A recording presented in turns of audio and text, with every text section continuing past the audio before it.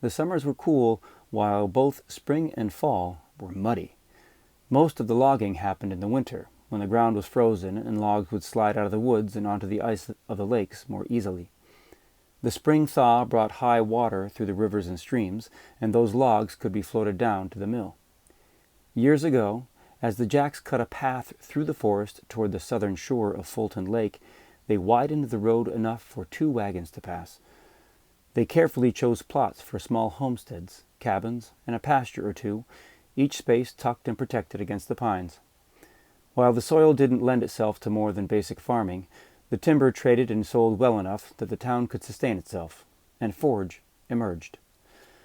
By then, about a dozen buildings lined the road from the southern part of town leading up to the lake. The first was a 2-story home owned by the Goodsells.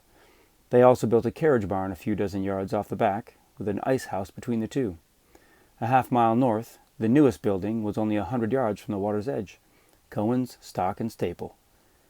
Many of the buildings hosted a shop of some kind on the first floor and humble living quarters on the second.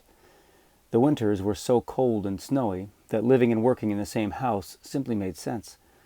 This was the case for the tannery, bakery, blacksmith, and barber, among others. Cabins dotted the shores of the lake, and some faced the branch of the small river leading south. Most of the cabins belonged to the witches. Some were for living in, while others were places for ceremony or study. There was no church in town.